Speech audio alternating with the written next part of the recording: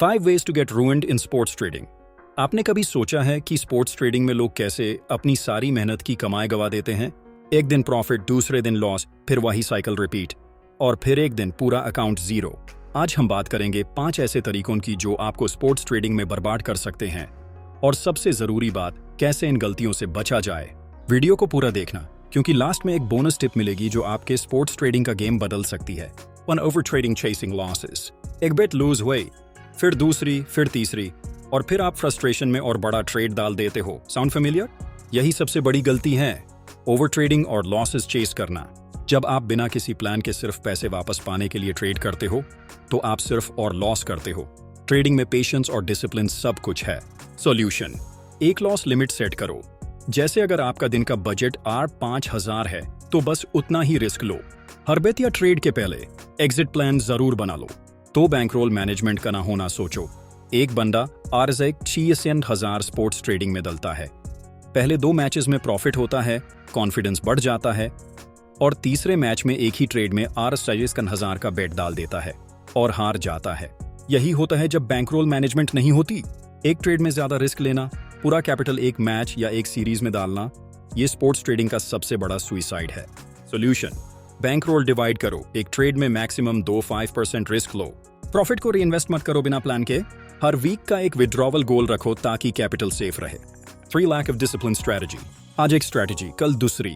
जब तक एक स्ट्रैटेजी का डेटा एनालाइज करोगे, तब तक पूरा अकाउंट एम्प्टी हो चुका होगा। रैंडम ट्रेड्स लेना, बिना किसी बैक टेस्टेड स्ट्रैटेजी के ट्रेड करना और इमोशनल डिसीजंस लेना, ये गारंटीड लॉस का फॉर्मूला है। सॉल्यूशन: एक टेस्टेड स्ट्रैटेजी लो और उसका मिनिमम 100 ट्रेड्स का रिकॉर्ड रखो। इमोशनल डिसीजन मेकिंग से बचो और हर ट्रेड का रीजन लिखो। सिर्फ ऑड्स मूवमेंट नहीं, मैच सिचुएशन और मार्केट साइकोलॉजी को समझो। For emotional trading, fear greed. कितनी बार आपने ये किया है?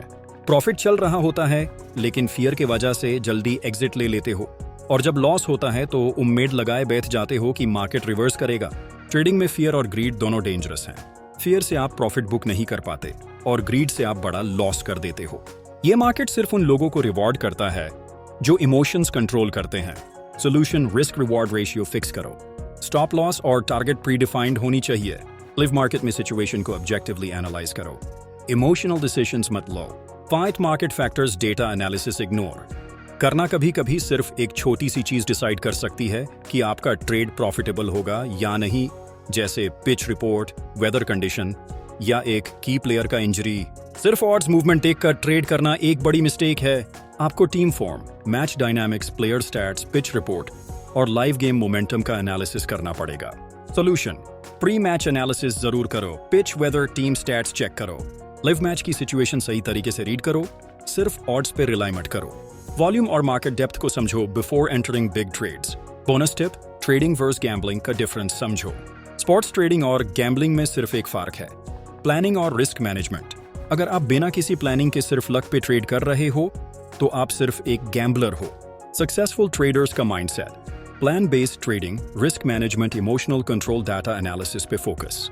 लूजर्स का mindset: random trades, no risk control, emotional reactions, no strategies. अगर आपको ये वीडियो हेल्पफुल लगी तो लाइक ही करो, और अगर आप सीरियसली स्पोर्ट्स ट्रेडिंग में इंप्रूव करना चाहते हो तो कमेंट में लिखो डिसिप्लिन विंस। और अगर आप नए हो तो चैनल को सब्सक्राइब करना मत भूलना, क्योंकि यहाँ मिलेंगी ऐसी ही और पावरफुल ट्रेडिंग स्ट्रैटेजीज जो आपको लॉन्ग टर्म प्रॉफिट लाकर देंगी। See you in the next video. Trade smart, stay disciplined.